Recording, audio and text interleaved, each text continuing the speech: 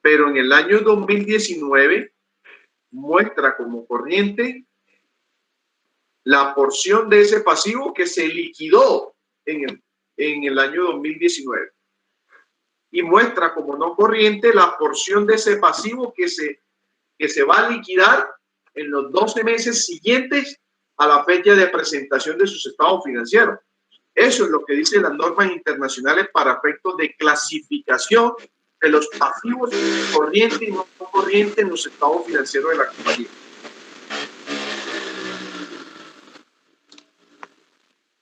Mi pregunta es, ¿esas obligaciones financieras las puedo considerar como activos circulantes? Hay unos costos, hay unas tasas de interés. Esas tasas de interés generan unos costos financieros para la compañía, generan unos gastos financieros para la compañía.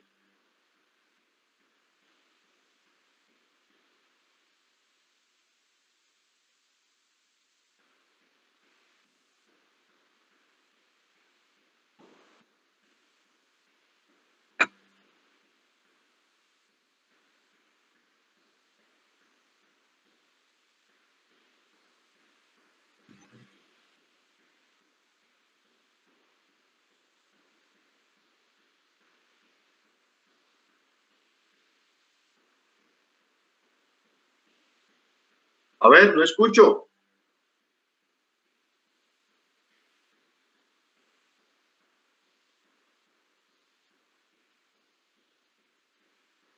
No escucho. Vanessa Zuluaga. Buenos días, Vanessa. Buenos días, profesor.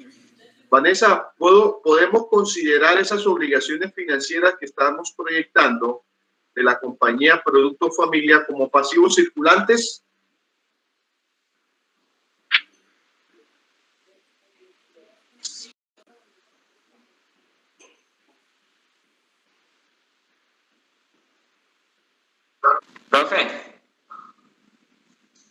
Profe. Sí.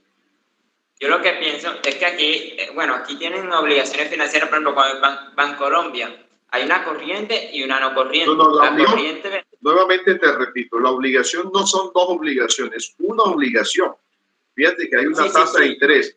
Es una obligación que de acuerdo a la exigibilidad de la deuda, una porción, 8.400 millones, tuvieron vencimiento en el corto plazo. Cuando usted hace la tabla de amortización de una obligación, en la tabla de amortización tiene como propósito, además de conocer la fecha, el pago de las cuotas, de cómo se amortiza la deuda, pues nos permite reconocer qué porción de esa deuda debemos reflejar o mostrar en los estados financieros como corriente y qué porción de esa deuda debemos mostrar en los estados financieros como no corriente. Sí, profe. Entonces, la porción de activo de este pasivo corriente sería la que tendríamos que pagar a corto plazo. Y pienso yo que podríamos definirla como pasivo circulante. ¿Pero por qué? ¿Será que ojo lo que dice pasivo circulante? Nuevamente te lo voy a mostrar. Ojo, que el pasivo circulante no es el grado de exigibilidad. Por favor, lo que contempla la NIF de pasivo circulante.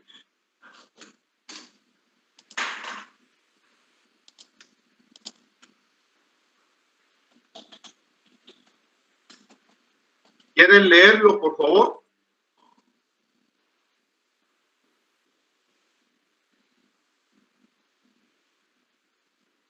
¿Lo pueden leer en voz alta?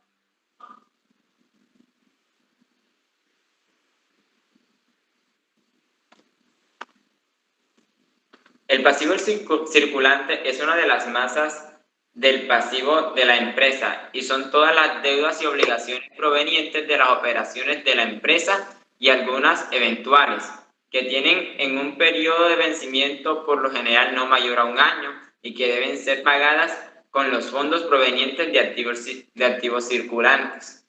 Bien, ok. Entonces esas obligaciones financieras que la compañía tiene allí para ser considerada pasivo circulante, uno, por lo general tienen un periodo de vencimiento por lo general no mayor de un año. No mayor de un año, exacto. Entonces, esa obligación tiene periodo de vencimiento no mayor de un año. La deuda con Bancolombia tiene periodo de vencimiento no mayor de un año. No, no, profe. Ok. Sí, No, hay no, una no, no, corriente no, que no, sí. no. A ver, nuevamente no me estás comprendiendo. Dice, tienen periodo de vencimiento. ¿Cuándo vence la deuda? La deuda vence en el 2024, no en el 2019. Exacto, entonces. La deuda vence en el 2024. En el 2019 muestro la porción de esa deuda que tiene exigibilidad en el corto plazo. No es que vence en el corto plazo.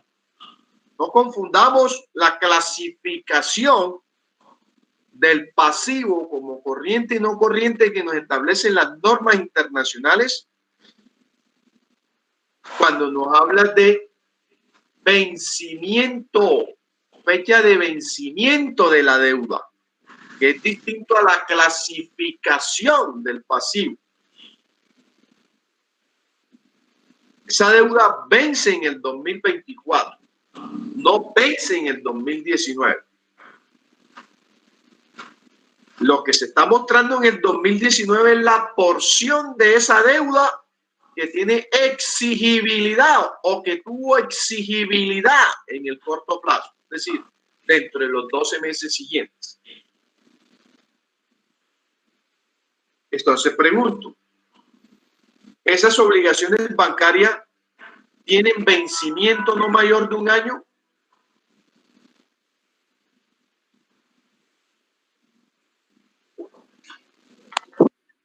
No, claro, ahí está que hay una gran parte que tiene vencimiento superior a un año. Correcto. Y, O sea, profe, que sería un pasivo no corriente. claro, no, ojo, no. La fecha de vencimiento no es la que la clasifica como pasivo corriente o no corriente. Nuevamente y explico, porque hay una confusión. La fecha de vencimiento de la deuda no es la que determina si es corriente o no corriente. Lo que determina si la deuda es corriente o no corriente es su grado de exigibilidad de la deuda. Ojo. O sea, porque usted tiene una deuda a 5 años con un banco. Ojo, usted tiene una deuda con el ICT a X años, pero la parte que es exigible a corto plazo es una porción de esa deuda, la que tiene que desembolsar en el periodo dentro de los 12 meses siguientes a la fecha de presentación de sus estados financieros. Ojo, la fecha de vencimiento de la obligación no es la que le determina la clasificación de corriente o no corriente. Lo que determina la clasificación de corriente o no corriente de la obligación es la exigibilidad del pago de esa deuda. Y por eso se elabora una tabla de amortización. Los periodos en que se amortizan, allá en matemática financiera le enseñaron a usted a elaborar una tabla de amortización. El reconocimiento del costo amortizado de una deuda bajo normas internacionales, que es lo que determina qué porción de esa deuda que se vence en el 2024